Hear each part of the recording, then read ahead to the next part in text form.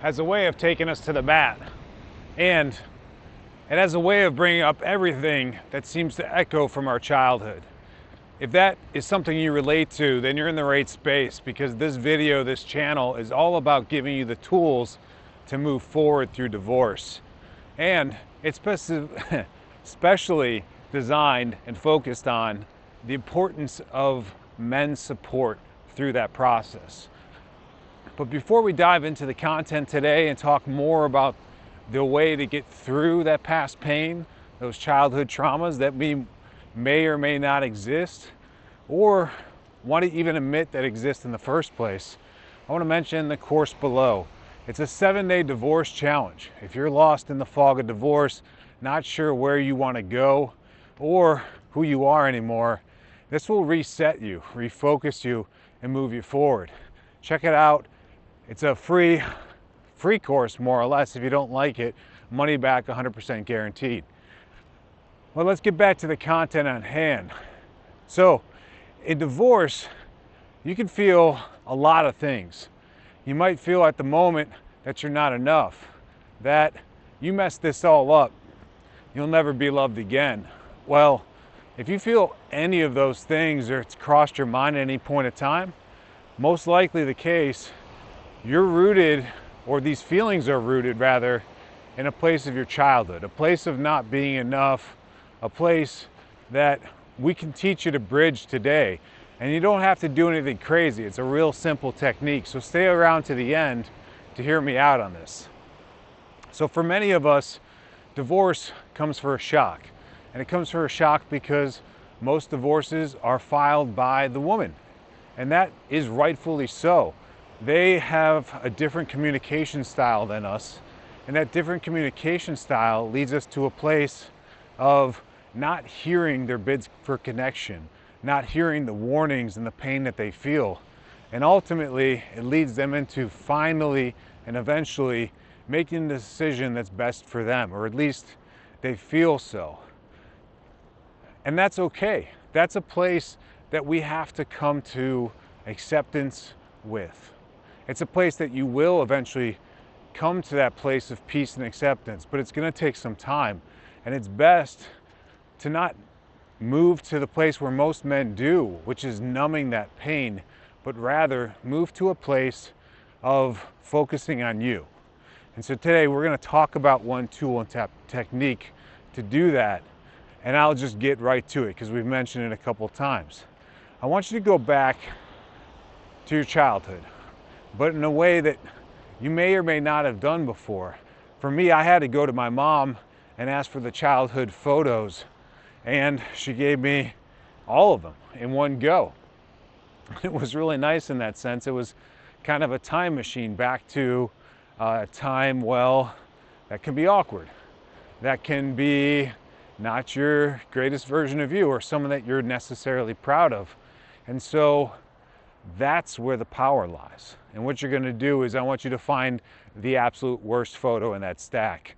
For me, it was chubby version of me. I had a weird haircut. I was wearing a shirt that was embarrassing. And yeah, pretty much didn't have the background I wanted. There was nothing in that photo that I was like, hey, yeah, that's me. And I certainly didn't want to hand it out. And I didn't. So,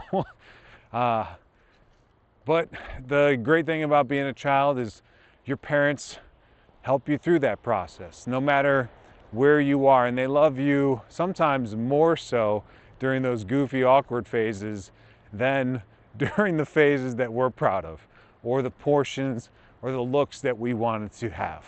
So I remember in my personal photo, I didn't get the lasers in the background. All the cool kids got the lasers. So if you got the lasers, you were one of the cool kids. I was not one of the cool kids. And that's totally fine with me, because that was just a moment in time. But I want you to go back, find that awkward photo. I'll get off the tangent of my awkward school photos and find that one. You know, I have one with me in the truck, but I didn't bring it along. I should bring it along. I'll try to clip it into the video. And I wasn't really proud of that version of me. It was the chubbier version of me. It was when I wasn't so proud of myself. And, looking back now, I can appreciate it and say, hey, yeah, that was a cute kid. But at the time, I hated that version of me. And I hated it because it probably got made fun of. I probably didn't get to do the fun things I wanted to, get picked on the teams, whatever it may be.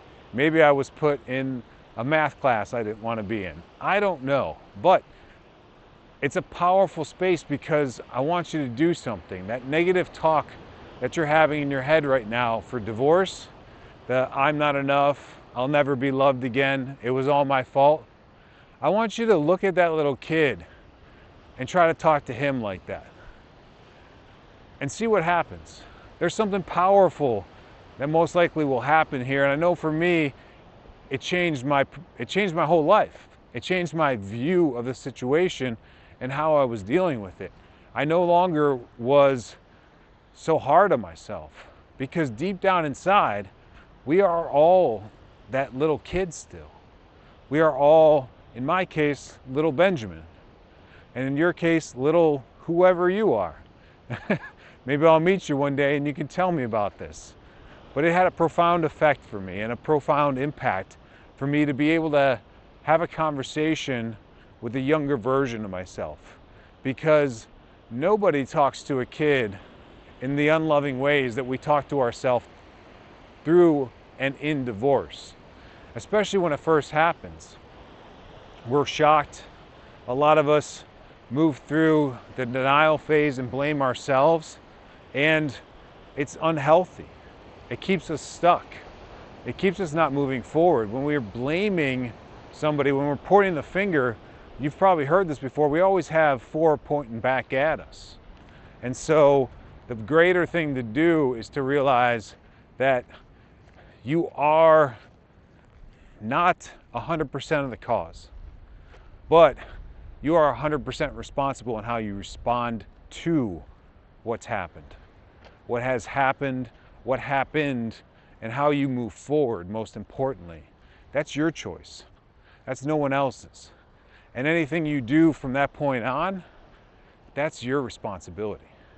So, today we covered one fun way to go back in time, find a picture that you're not proud of, and relate to yourself in a way you probably have never related to yourself before.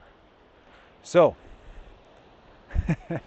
you should now have a kinder, gentler approach to talk to yourself.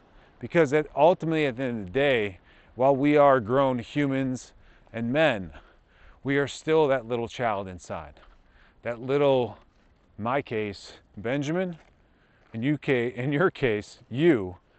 And you need that love, that care, compassion that you never got at that age, that you always wanted, but for some reason, it just wasn't there. It's no fault of your parents. It's no fault of anyone's. It's just the situation. Kind of like where you're at now. You can point fingers all you want at your ex, at yourself, at really anyone. But the only person that can fix this is you.